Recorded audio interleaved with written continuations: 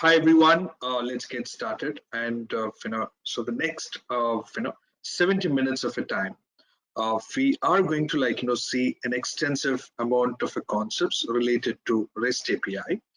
And in this webinar, we are going to talk about how to develop an application, how to develop an REST API application, and how you can test it, right? So the both entities that we'll be focusing on. And but I'm gonna start with a couple of questions, and then I'll continue further. And before I begin, team, and want to ask you a couple of questions. You know, what is web services? What do you know about web services? You can post it in questions. You can answer in questions tab. I mean, you can chat. So what is web services?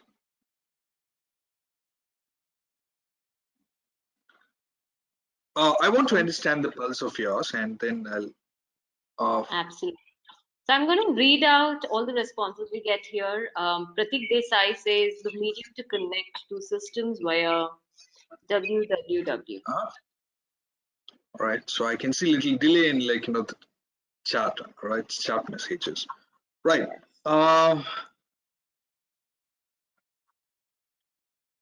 Come on, guys. Any more responses? Rika says it's a type of software testing. All right. Radhika says web services are like same GUI we perform access. Same can be done using web services. All right, team. Wonderful. So we have got multiple responses, and let's see. What is the definition as per Wikipedia. Right now, so as per Wikipedia, the web services definition is either a service offered by an electronic device to another electronic device, right, and communicating with each other via World Wide Web, right, or a server running on a computer device listening for a request at a particular port over a network and serving web documents, right? So this is what the definition of a web service is as per Wikipedia, right? Now, so what is an example of a web services, team? And this will give you the clear picture of what web services is about. And now if you look at the slide, suppose you're searching for a hotel room through an online travel booking site. Let that be like booking.com or hotels.com or trivago.com, anything.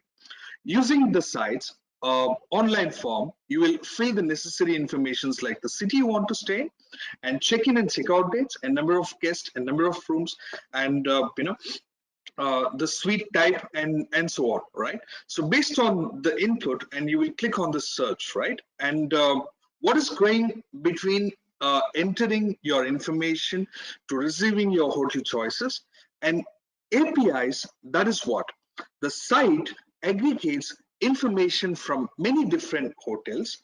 When you click on the search button, right, then the site interacts with each hotel's API, which delivers result for available rooms that meet your criteria. So now if you look at a team, and every hotel will offer an API, right? Your booking.com or the trivago.com will interact with all the other hotel APIs and fetch you the details, right? So in the next next 70 minutes of a time, so we are going to develop a simple application using REST API. We are going to develop a web service application using REST API, and then we are going to test it, right? So that's a plan for today. Now,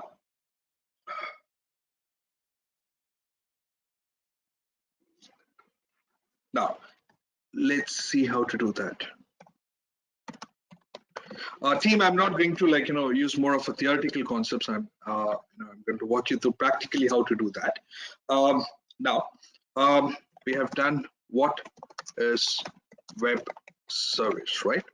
And what now the next question is, what is REST? Any idea, team? What is REST? What is REST? What is REST API? Any idea of it?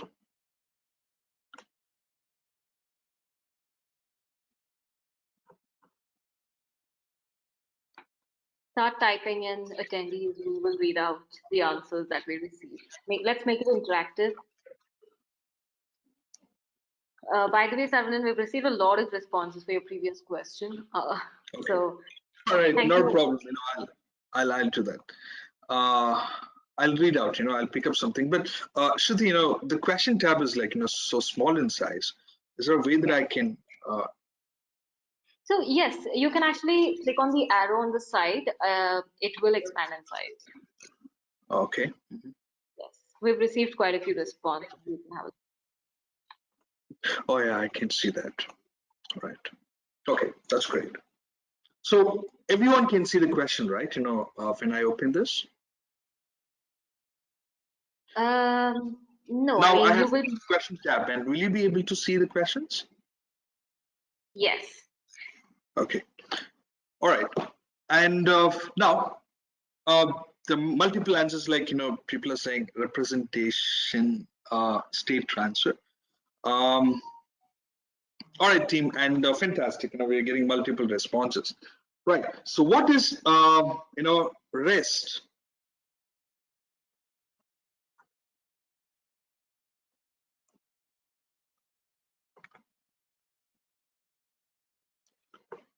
So just a quick note, team. And so what is REST? The REST is nothing but representational state transfer. It's a subset of HTTP protocol. It's basically an architectural style and approach, for communication used in the development of web services, right? REST is very simple. It's an approach for communication used in the development of web services, right? Right, team. Now, how do we develop it? So what is the programming language that is used to test your web services?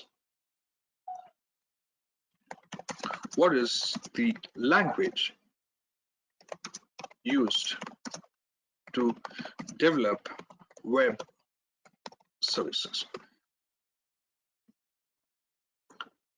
Any idea, team? So what is the language that we use to develop web services? I mean, REST. What is the language used to develop web services? I meant REST. All right, so multiple people says Java, and XML, JavaScript. There are multiple responses that we get. So now what we are going to do is that, team, and I'm going to walk you through how to develop the REST web services or REST API using Spring Boot. Heard about it? So what is Spring Boot? Any idea? Heard about it? Yes, no? Just to make it more interactive, team. All right, no idea. Okay, I see many no's out here, right? No problem, and I'll definitely help you out here, right? And now, team, let's see how to develop a Spring Boot simple application, right? Now, to do that, the first step that we have to do is that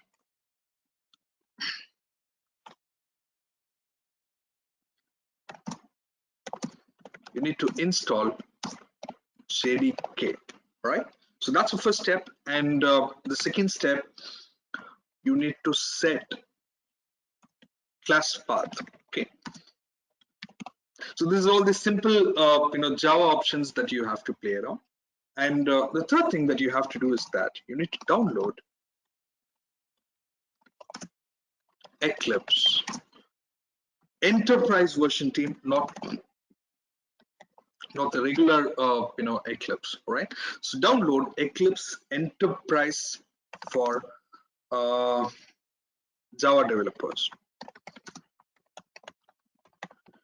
Now, from where you can download this, all you have to do is that just navigate to download Eclipse.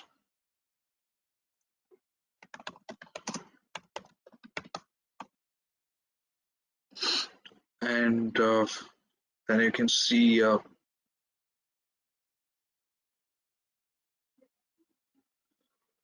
Eclipse ID for Java EE.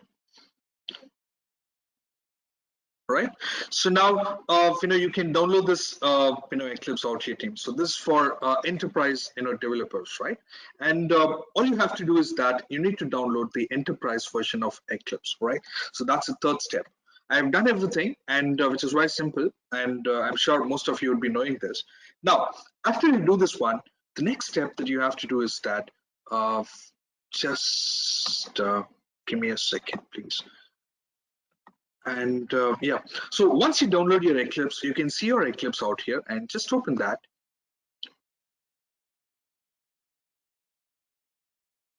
Now,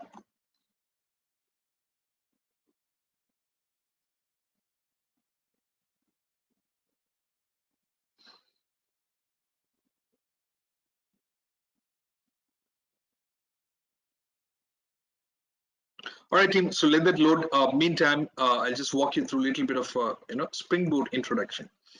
Now, right. So now, team, in this webinar, we are going to talk about Spring Boot, and we are going to talk about Postman, and we are going to talk about REST Assured, and then finally we are going to see how to integrate your REST API with Cucumber, right? So now, what is Spring Boot? Now, the Spring Boot is a lightweight Spring framework that is used to develop standalone Spring-based application, right? And it's an open source Java-based framework used to create microservices. All in all, Spring Boot is a project built on top of Spring framework. Very simple, right? So Spring Boot is a project that is built on top of Spring framework. Now, a Spring Boot can be described as a Spring framework plus your embedded HTTP servers without the XML configurations. In the sense, there is no need of XML configurations in Spring Boot, but when you work in Spring framework, you have to do a lot of XML configurations.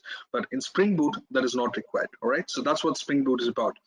Now, there are a lot of advantages of using Spring Boot. Spring Boot is auto configuration and automatically configure the set of information to develop your project. And Spring Boot is standalone, which is the Spring Boot project is completely standalone, which means you don't have to have an additional web server. You can just simply create and run your project. Opinionated, a very important feature of Spring Boot. The Spring Boot project is opinionated, which means the framework chooses the required things for itself. That's the fantastic feature of Spring Boot. Web development, which is used to develop your web applications, and Spring application is basically a class in Spring Boot, and which is used to execute your Spring programs, right? If you want to execute your Spring program, and you can just execute the Spring application class. That's it. Right, and there are multiple other features also, like it's there is a properties file where you can where you can set up multiple properties, like server port number and other stuff, and it supports for YAML, and then logging is very simple, and Spring Boot programs are highly secured. So there are multiple advantages or the features of Spring Boot. Now, like every coin has a two side, and Spring Boot also does have disadvantages. The main disadvantage of Spring Boot is many developers face challenge when using the Spring Boot is the lack of control, right? The opinionated style. Install all additional dependencies, which increases the deployment file size. That's the biggest disadvantage of using Spring Boot, right? Now, now let's get started, team, and let's see how to develop this practically. Now, team, if you want to develop a Spring Boot application, the first step that you have to do is that just go to Spring start spring.io, right? Just go to this site, and out here I'm just going to give a Maven project, and you can give Gradle, Kotlin, and I mean the project is two type, Maven or Gradle, and the language you can give Kotlin or Java or Groovy. And I'm going to we are going to talk about Java, so I'm selecting Java out here. And the Spring Boot version 2.4.5 is the default one, and the recent one too. And then, as you know, the Maven details that you have to provide, and the group ID, I'm just going to give com.kh.webinar, say for example. All right, and the project name that I'll give com. Let's say I want to develop a calculator. Okay, I'll say com.calculator.kh is a project that I'm giving. All right, and after that, team, I just want to use Java 8 version since I have installed JDK 8. That's it, team. And yeah, one important item, you have add dependencies out here. Just click on the add dependencies and select Spring Web dependency, right? So this dependency is like required to develop in Spring applications. After that, just click on generate. That's it. So now I'm gonna store it.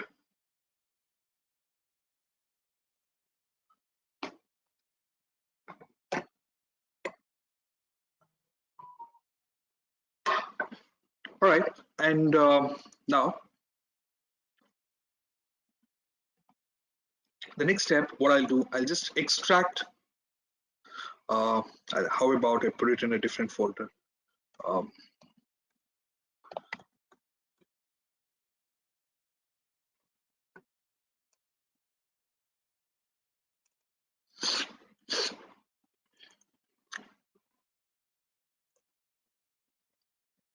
right, team. I've just extracted the file that I've created with the help of Spring Initializer, right? So, team, if you have any question, please let me know. Do we need to install it? Do we need to install it? Secondly, is it a free software? Yeah, absolutely. This is a freeware, all right? So, you can very well install it on your machine. No experience with REST API. All right. Okay, team, and please post me a question if you have any. And now the next step, what I'll do is that if you look at it, I've just extracted this. Now I'll open my Eclipse. I'll go to File. Why I need to put KH extension? Radhika, it's not mandatory. All right. So you can put any extension you want. You can do without extension also. Just it's a file naming convention that you use within your project, right? You can use any convention, naming convention that you want. All right. So now what I'll do is that I'll just go to import. You're welcome. And I'll go to import and I'll go to Maven project. And since this is a Maven project, I'm selecting Maven. And then I'll go to browse and then yeah, I'll just select the one that I've imported. All right, so this is the folder, right? Under the case I have this com.calc.kh. All right, so I'll select this folder and I'll say finish. That's it, team. Step 1 is done. You have created your Spring project successfully, right? Now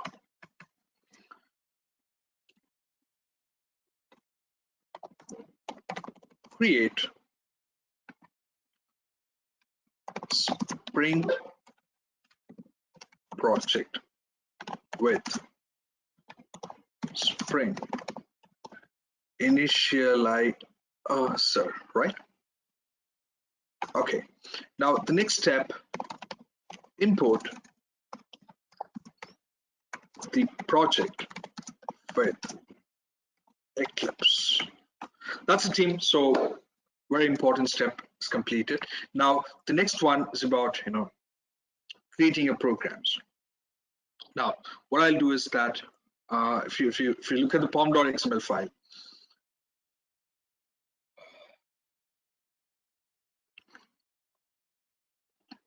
all right, so you can see Spring framework.boot starter web, and you can see the list of dependencies that are automatically configured. And now under this, project, you can see main folder and you can see test folder, right? And basically the main folder is used for developing an application, and test folder is for creating any test scripts, right? Since we are going to develop an application, and I'll do that as part of your main folder. And if you navigate to the main folder team, there is a very important file which is called applications.java. All right. So now in the presentation, I was talking about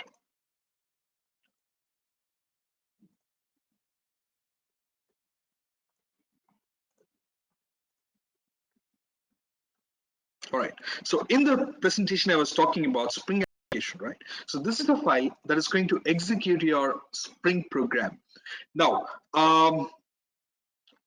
now you can see that class here, and this is the class that will be executing a Spring program. Fantastic. So that is created. Just give me a minute, team, and all right. So now let's create a simple program which will do mathematical calculation. For that, what I'll do, I'll just create one class here. I'll right click on this package. I'll say new. I'll say class. So let's say I'm gonna name this class as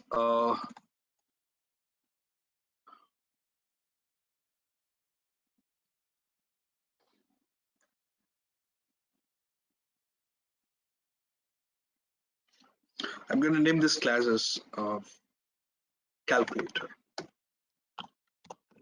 right? Now,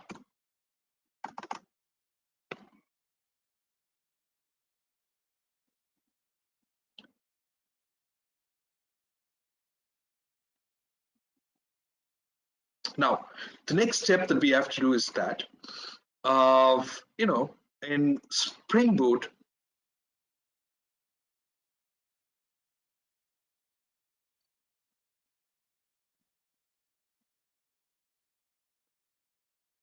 all right, team. Now, if you look at it, the very important line of in Spring Boot, we need to create a class called controller class. All right. So now, what is controller classes?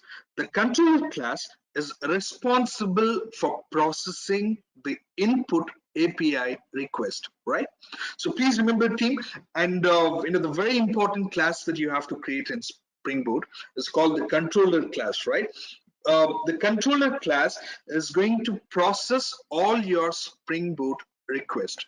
So to create a controller class in Spring Boot, what we have to do is that we just need to say at the rate of at the rate rest controller is what that you have to do, right, team? Very simple. Before the class line, all you have to do is you have to declare a statement called at the rate rest controller. Done. Now, the next step, team, before I walk into the further concepts, I would like to ask you this question. And what do you know about CRUD operation? What is CRUD?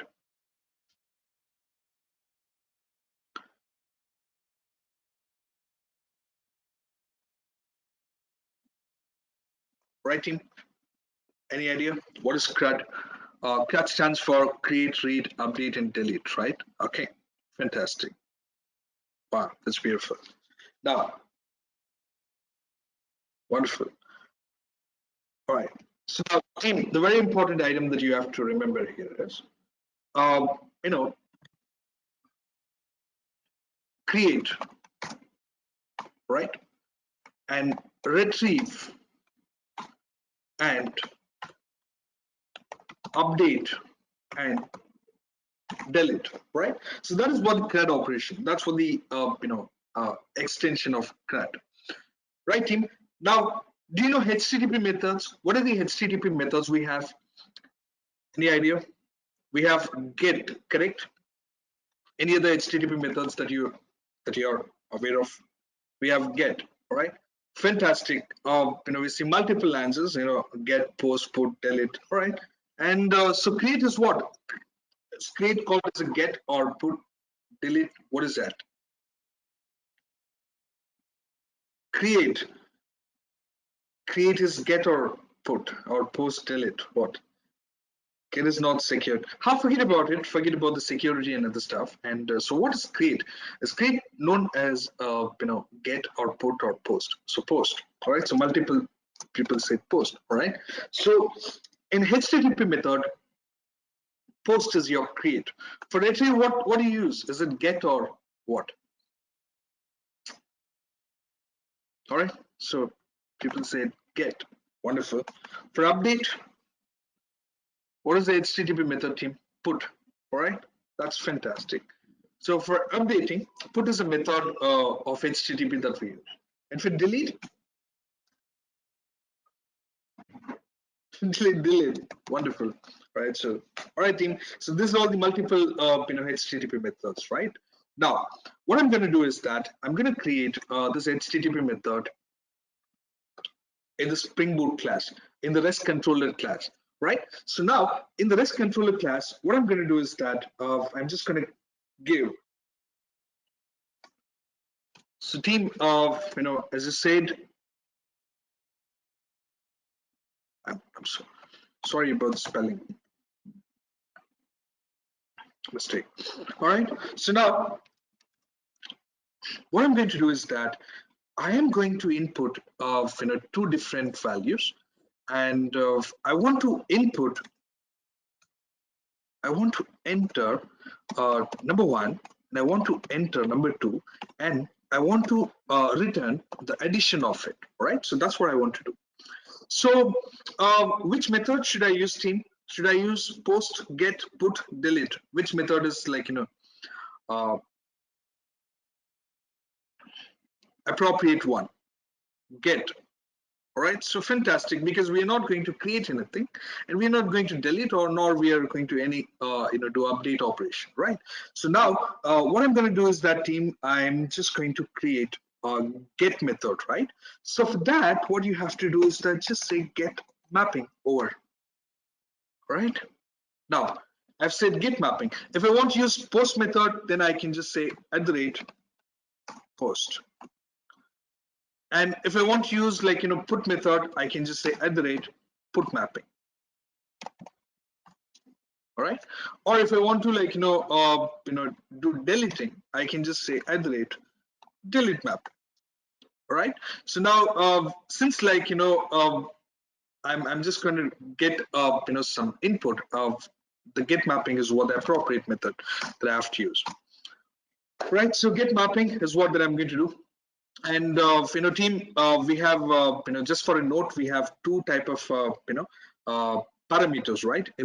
As part of your endpoint, as part of your URL. Say for example, I'll go to google.com and I'll type let's say Knowledgehut. All right, upcoming webinars. Right. So when I do that, and I can see google.com, in the complete URL, I can see google.com and then search, right? Because I'm on a search page. After that, I see question mark, and after that, I see Q is equal to Knowledgehut plus upcoming plus webinar, right? And so what is this? This is your user input, right, team? And the user input could be a two type. One, it could be a path, path variable, or it could be another type which is called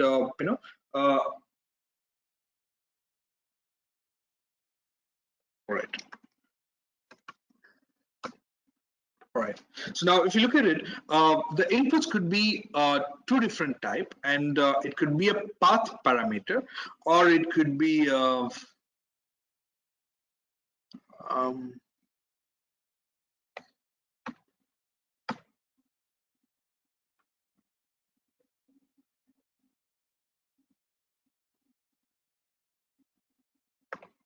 right.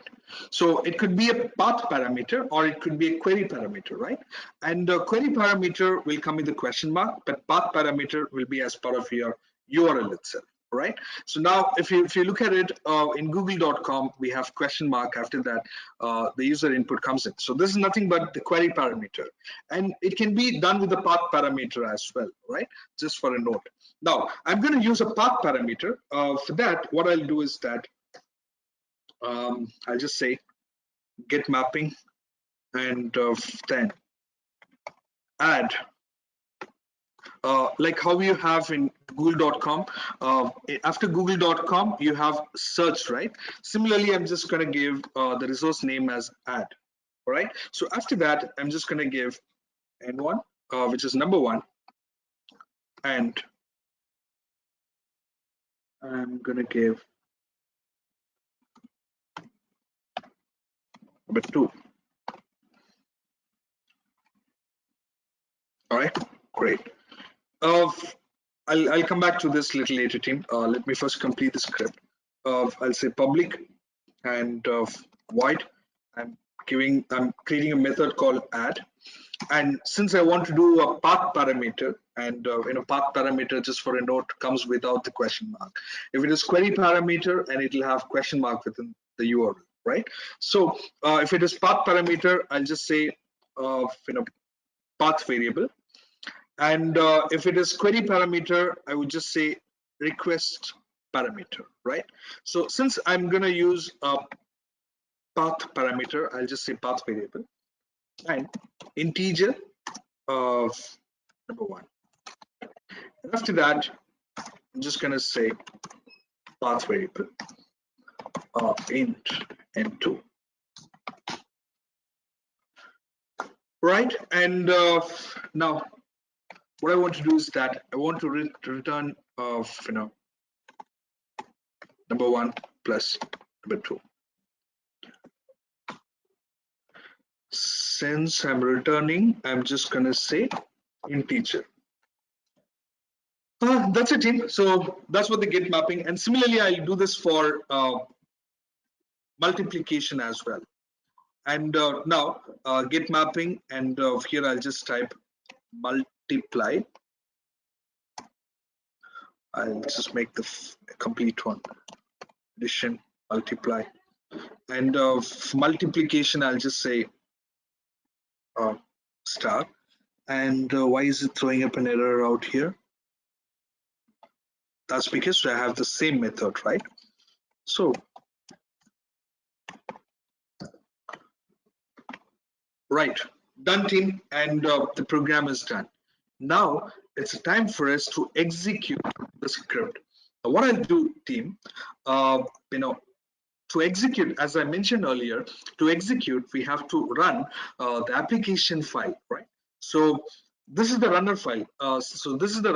So when you run this program, all your Spring Boot applications will be executed. Now, all I'll do is that, team, just say run as Spring Boot app. And the moment you execute this,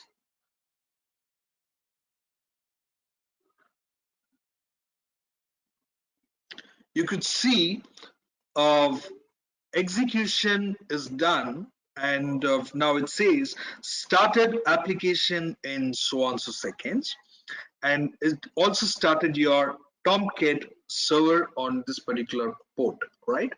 So all right, so the server is started, and the server is listening for your input.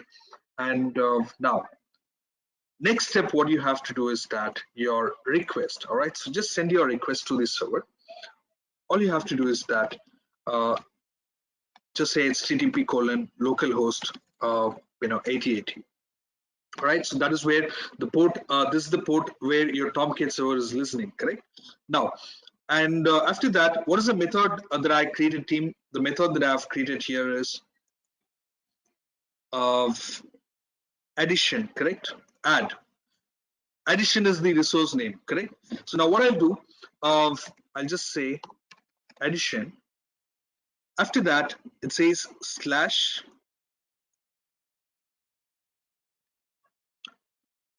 number one. So let's say I'll give 2, and I'll give 8. I'll enter. It prints me 10, right? And now what if I enter 20 and 8? It it prints me 28, right? So now similarly, how about I just do the little change here as multiplication. So what is the next resource name that I have? And multiply is the resource name, right? There you go, team. And now let's say I'm going to give 10, 8, 80, right? So that's how we develop a simple, Spring Boot application using REST API. Is that clear, team? Is there a question? Any questions, team? I'm open to take the questions now.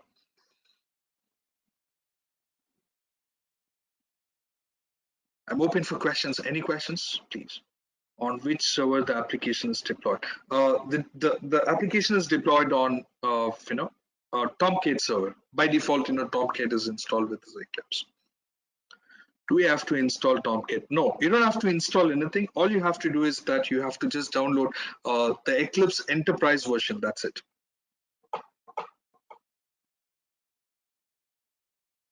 Right?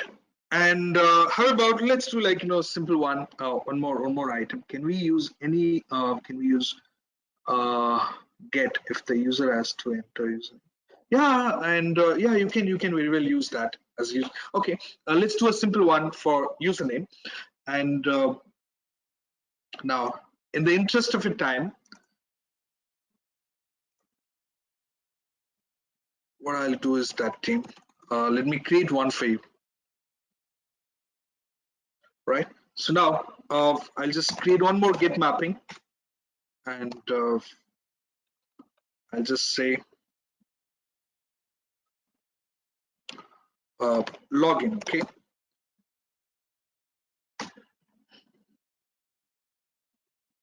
And after that, I'll just say public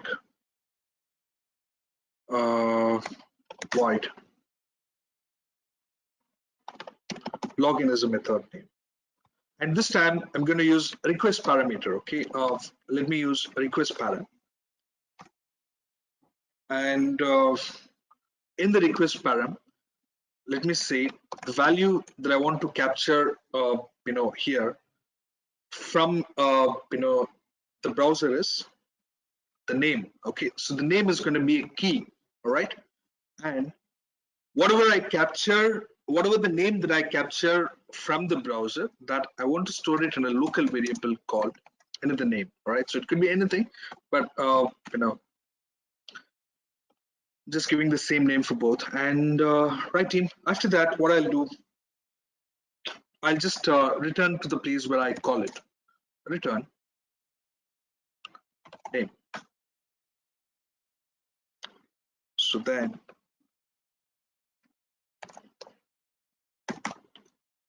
return it as string.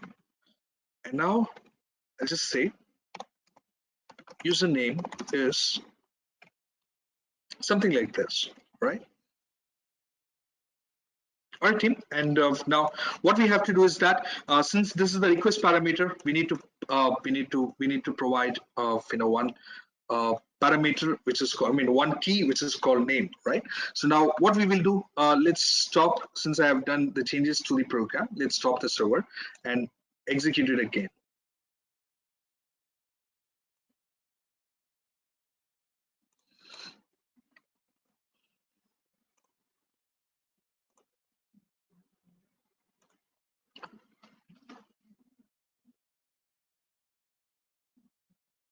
Instead of get, I'll come back to the question a little later, and I'll definitely show that, like, one post example as well. Right. So now, great. Server is executed, and the server is started. Now, what I'll do, team, I'll just what is the resource name that we have created?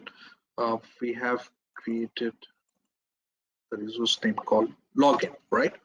So now let's say login, and after that, question mark, name is the key, and let's say I'm going to give Sam.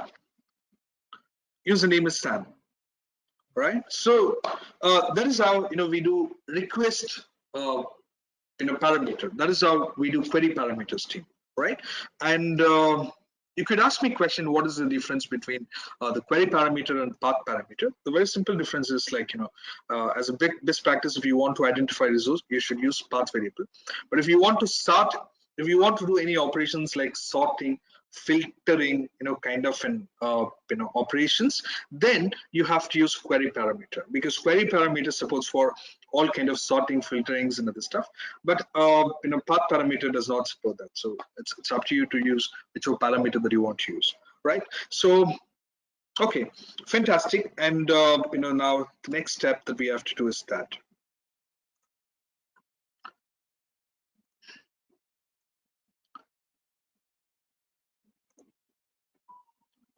Now, let me ask you questions, team. And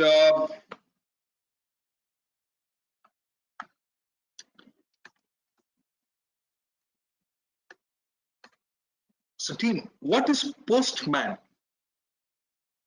If possible, same thing, can you please explain the same using Postman, right? So I see the question here called Postman if time permits. All right, so Postman is definitely like, my goal to walk you through. Team, in this webinar, for 75 minutes, I wanted to walk you through a lot of different concepts. Number one, I wanted to tell you how Spring Boot works. Number two, I wanted to tell you how Postman works. Number three, I wanted to tell you how REST Assured works, and then how to integrate that with Cucumber, right? So too much of technical items, but I'll definitely help you out, with that. Right? What is an endpoint? Team, endpoint is nothing but, it's an URL. That's it. Endpoint is an URL. Okay, let me tell you that.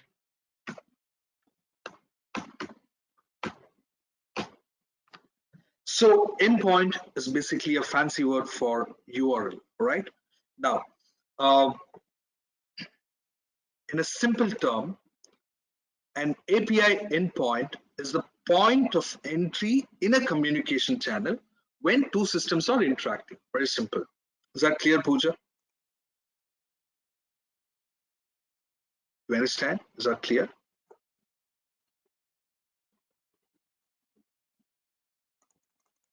All right. So now, team, let me ask you a question. So what is Postman? Many people are saying like, Postman, but what is Postman?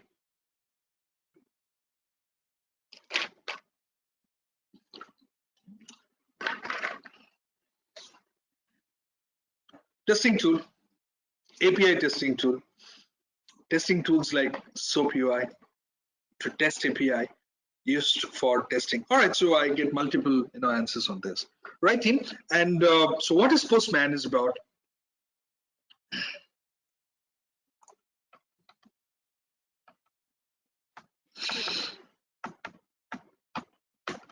All right.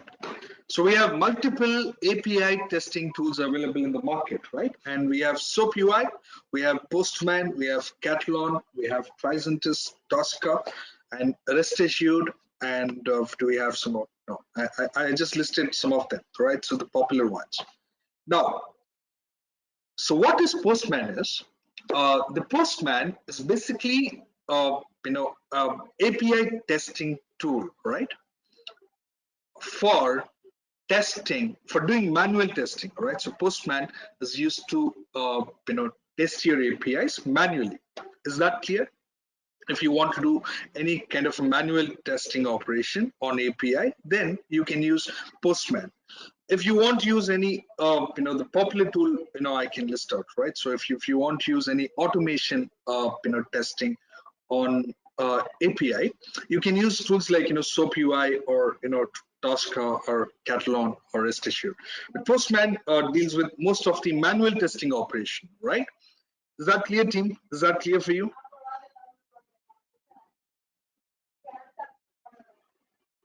Am I clear? All right. So remember, Postman is a manual testing tool for API application. Very simple. Right. So now the same thing that we have done, the application that we have developed here, let's test this with Postman, by using Postman. All right. So now, team, let me give you this, like, high level input of a testing, right? At a high level, what is testing? At a high level, what do you mean by testing?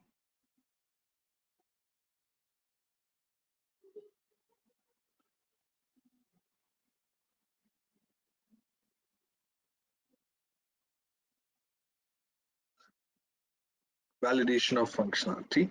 Testing is aimed for finding it is okay. Meeting your requirement. Checking for vulnerabilities. Functions of an app.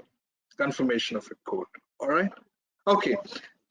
Assuming if I'm a non IT person, and if you have to make me to understand what is testing, if I were you, I would say input, test the output. Correct? No, you do some kind of input and you check the output is correct, isn't it? Am I correct?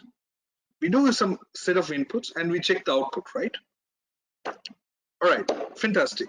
Now, same thing that you can connect in testing REST API as well, team, right? So in REST API, input is going to be a request, output is going to be a response. Is that clear? So what we are going to do is that we are going to send a request to the server and we are going to check the response of it, right? That's what testing API, correct? Right, team? Is that clear? So what is API testing? You will send your request and you will check the response. Very simple. Agreed? I see a lot of testing professionals out here. Let me know if you agree with me. Wonderful. All right, so let's see how to do that. Now, what is my request? So this is my request, right? What is my response? My response, it has to print me the username and whatever the name that I enter, whatever the name that I pass in, that has to be printed. That's my response. That's my expectation, right? So let's test this with Postman. Now, what I'll do, team, I have already installed Postman tool.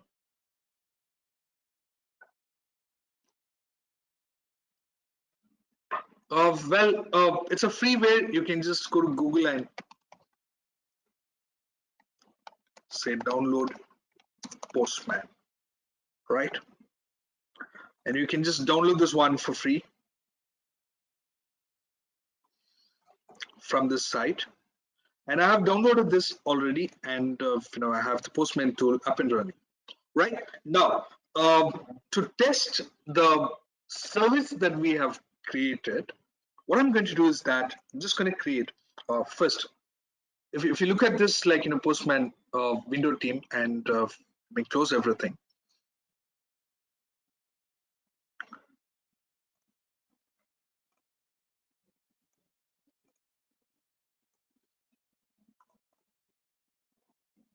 Right. So now if you look at the Postman window and we have collections, we have API, you can set up environments, mock servers, monitors, history, and so on, right? So now, so what is collection? The collection is collection of requests, collection of environments, and so on. Now, the first step that I'm going to do is that I'm just going to create a new collection, right? So let me name this collection as Knowledgehut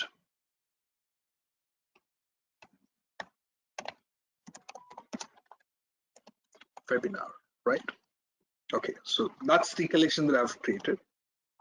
Now after this, I can just click on this and I can say I can add request, I can add folder, I can create monitor collection. I can monitor collection. I can do all sorts of things. Now, what I want to do is that I want to add a request here. I'll just say add request, and then it'll ask you the request name, and the request name I'll just give as get username. All right, so it could be any name, but I'm just giving get username. Right now, then it'll ask you the URL and the HTTP method that you want to send. All right, so in this example, in the application that we have created, yeah, the application that we have created, say for example, I want to test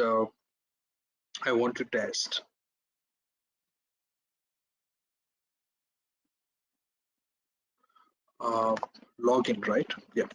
So I want to test this URL. I'll copy this, right? So team, please carefully look at this window, and I have key and value, right? This is all the query parameter, and I have the key and value here. When I copy and paste it, automatically the key name will be created, and the value Sam will be stored here. That's coming because we are copying it from the URL. If I just put let's say Sam, if I just say Sam,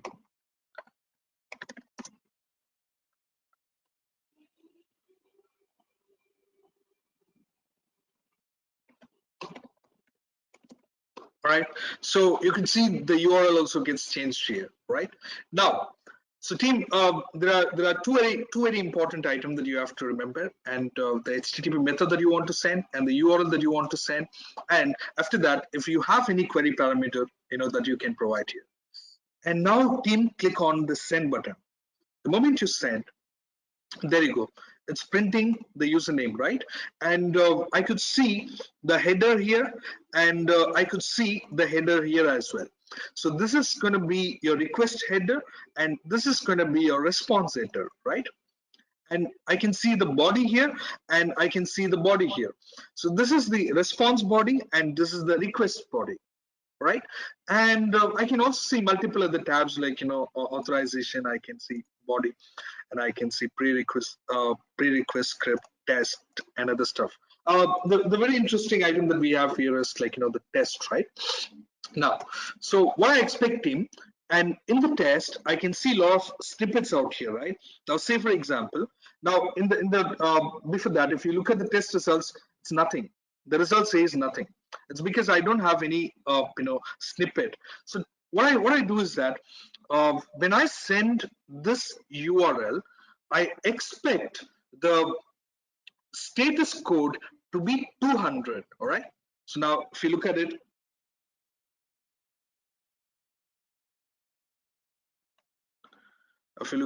do I have an option called status code is 200?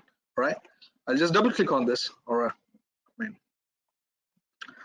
I'll just single click on this. So now I can see the snippet is inserted to your postman, right?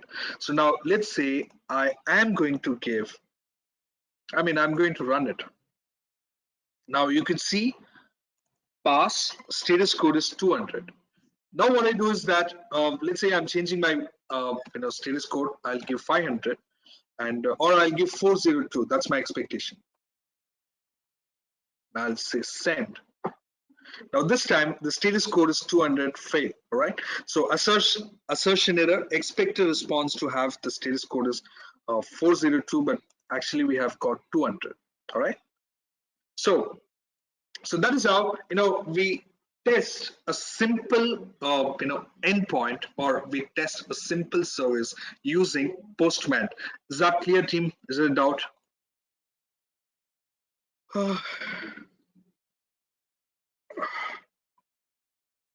Localhost 8080, same for all. Yeah, localhost 8080 is same for everyone. Same for everything. Right?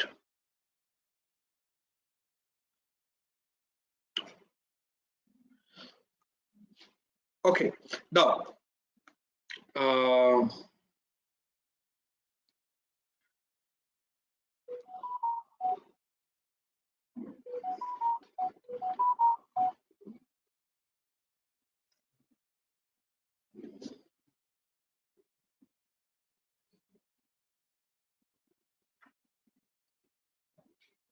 right. So now, team, the next one, what we will do is about, we will see something about the post request. Okay.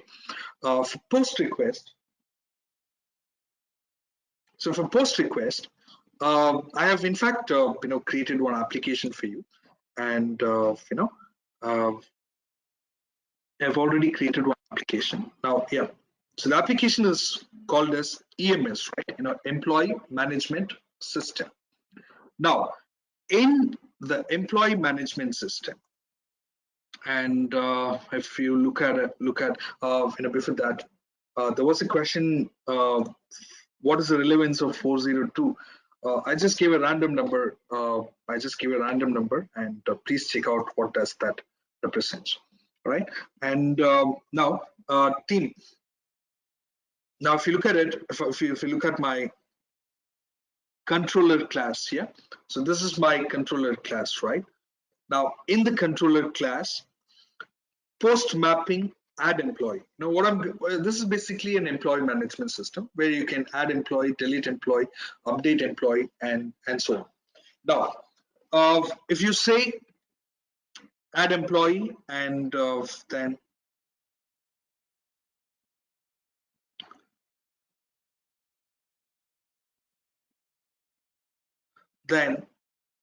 you can see, like, I've created a lot of I don't want to walk you through, on all the codes.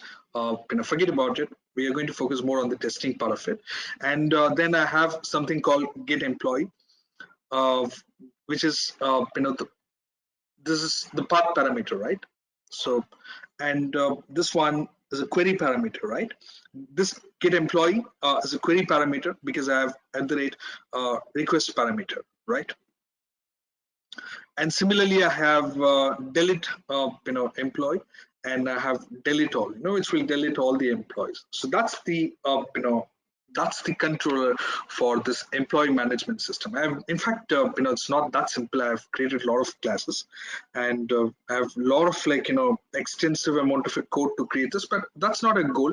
Our goal is to, like, focus more towards the testing part of it. Now what we will do is that, team, how will you test this with Postman? All right. So, team, if let's say a person comes to you and say you need to test this employee management system, what is a question that you have to ask the person who's telling you is, what is the contract document? All right. Or what is the API document? So when you say the API documentation,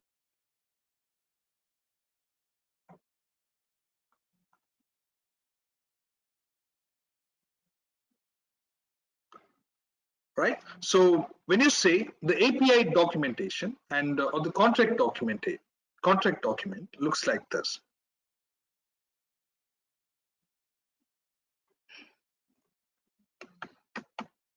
All right. So this is a sample contract document, right? Now,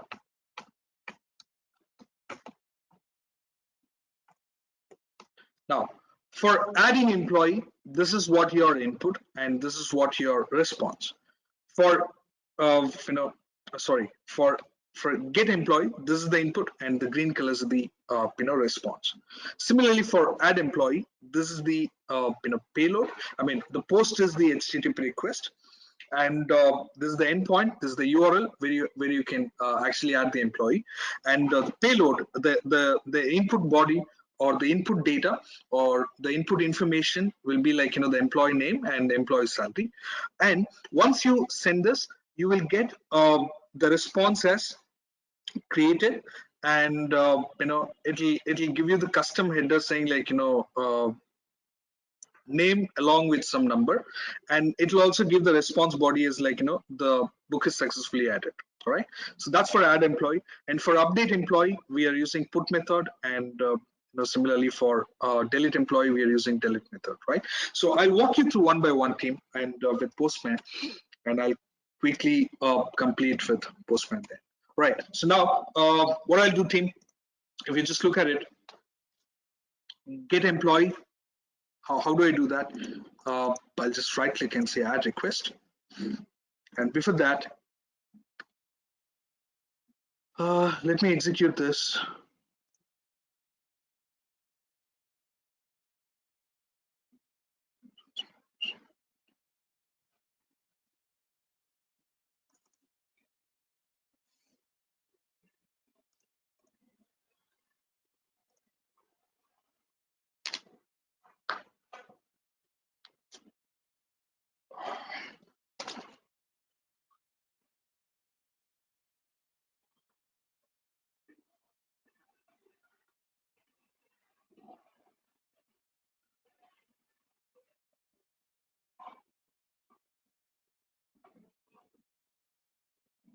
So the backend, I have used MySQL, and yeah.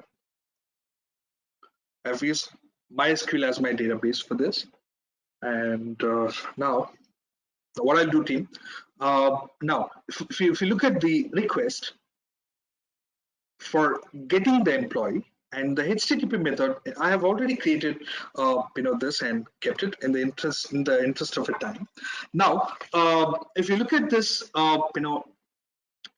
get employee with query parameter, and now the HTTP method is get, and this is going to be the URL, and this URL I have got it from this contract document, right? I've just copied from here and I put it here, right? So that's what I did. So this is my URL, right? The URL that you can refer your contract document. Now, there is no payload for this, and all you have to do is just send. That's it. So the moment you send,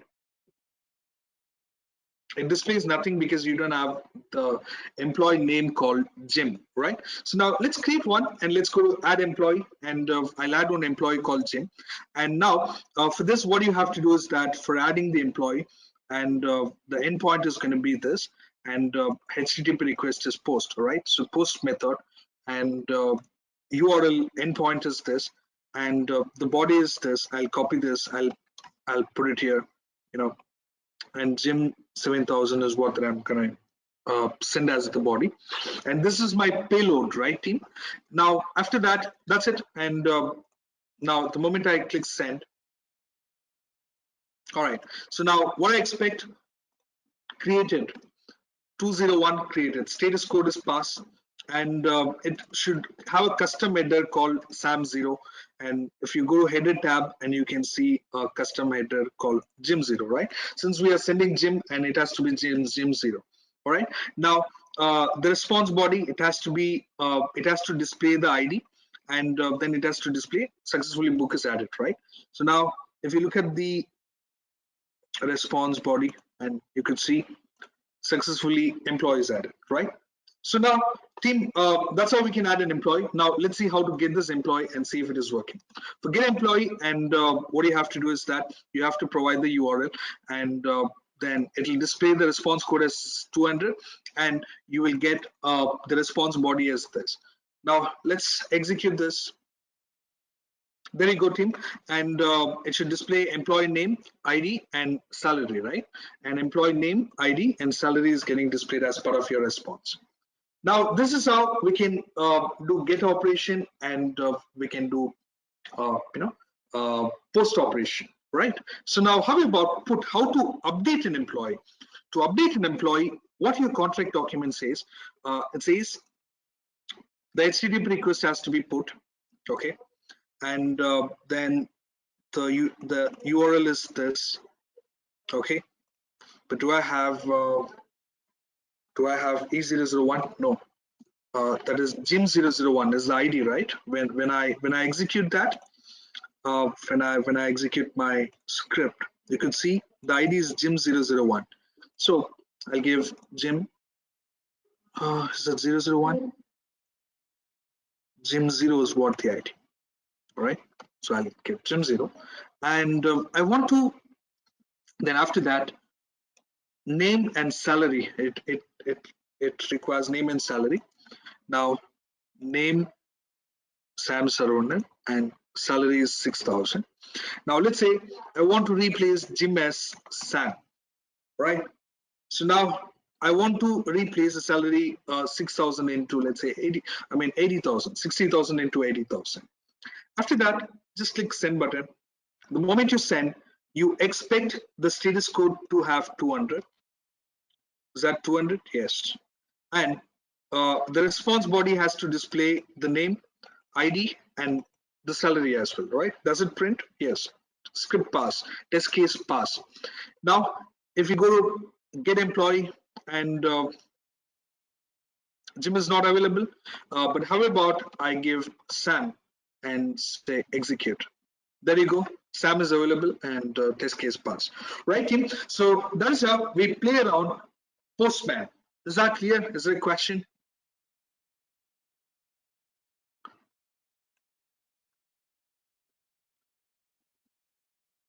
How to test path parameter, and right. So the path parameter is the same way. Get employee, then same 0 is the employee ID, right? That's what your contract document says, and your contract document says that this is the path parameter, and it requires employee ID, and you expect that to have 200 status code and response body as this. Let's execute and see what's happening. Very good, it's working. Right, team. So that's how we can play around Postman. In fact, you can do a lot of other things, but I've just walked you through on the important items of a Postman. So all you have to remember, team, if you want to play around the Postman, you have to send the request and you have to verify the response. And while sending the request, you have to know the HTTP method, endpoint, and if there are any payload, and if you want to set up any custom snippet, and if you want to send any headers, you can do as part of this, and then the parameters, right? So that's what about Postman, right? Now how can you do the same thing in REST Assured, right? So team, what is REST Assured is REST Assured enables you to test REST API using Java libraries and integrates well with Maven. That's what called as REST Assured.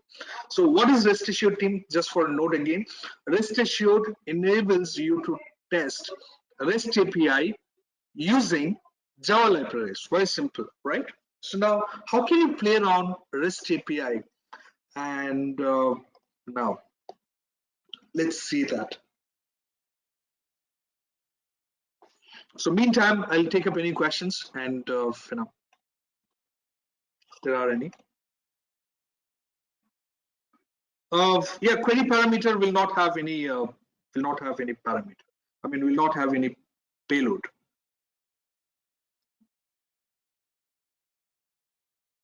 If it is get will not have any payload, and if you have any post methods, yeah, definitely you'll have some payloads, right? Can we put all methods in one path?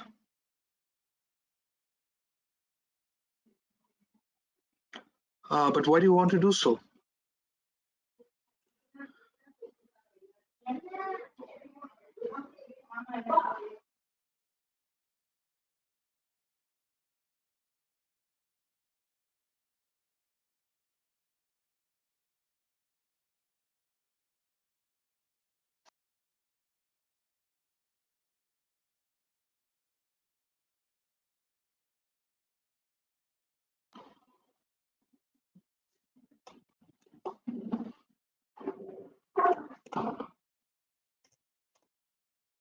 All right, team. Now, if you want to play around REST Assured, all you have to do is that.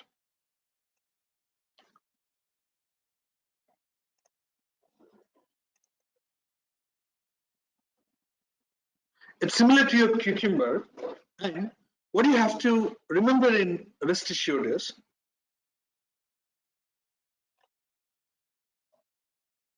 all right, team. So the three items that you have to remember in REST Assured: given, when, and then. So what is given is the given tag is basically used to set up your request, parameters, headers, cookies, and so on. When is basically for calling the URL through get, post, put, etc. Then is used for setting up your expected result, right? So there are three tags that you have to remember in REST Assured. Now, what I do here is that, team, I say given, and do I have anything else out here?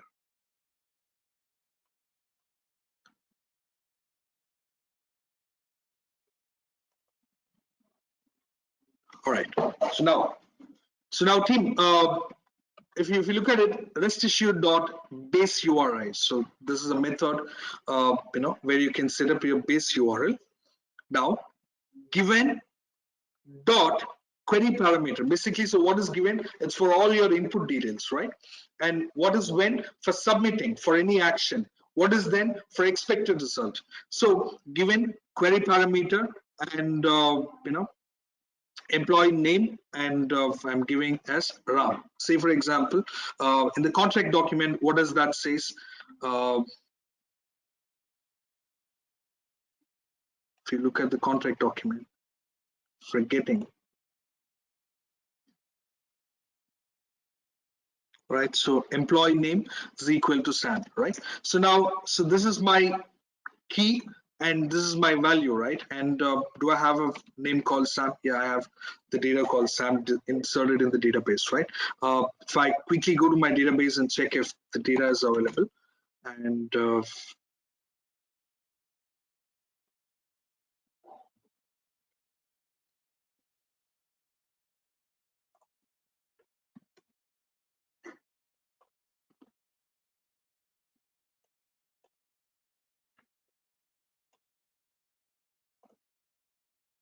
right, so I have the data Sam here, right?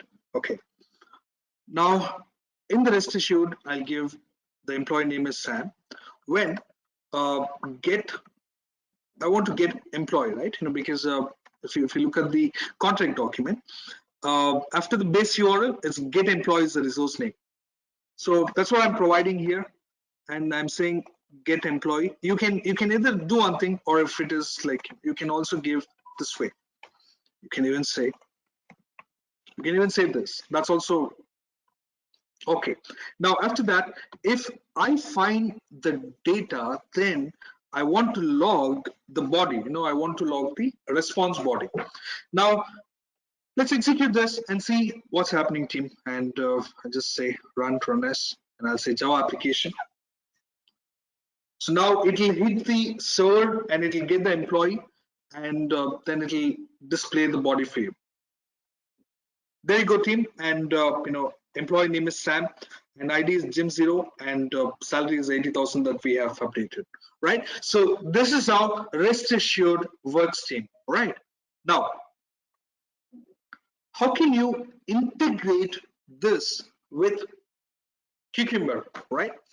All you have to do, team, you just need to add only these two dependencies so that Cucumber will be integrated to your rest assured project. So what you have to do is that you need to integrate this Cucumber Java, and you need to integrate, you need to add this dependency called Cucumber JUnit, right? So if you can add these two dependencies to this pom.xml file, if you can add this two dependencies to the pom.xml file, then we have integrated Cucumber to your rest assured project, right?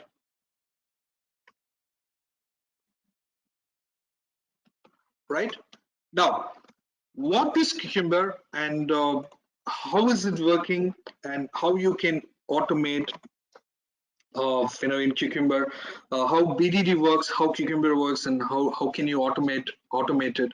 All these things will be part of your next webinar. All right. So, team, is there a question? I'm done with what we have planned.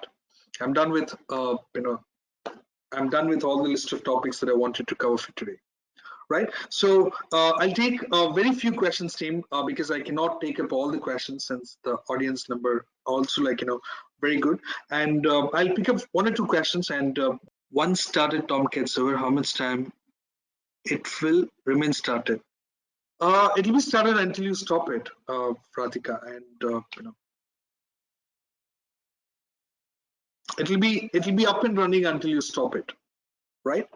And then team, I get a lot of questions about the PPT, but I'll come back to that. Shruti will be in touch with you on that to check the checking loopholes in API. Right, so checking for any vulnerabilities or checking for any security mechanisms. Yeah, it's very simple. And in Spring Boot, what you have to do is you just need to add only one dependency so that the application will become a little secured, right? So if I have time in the next webinar, do ask me this question. I'll show you how it works, people.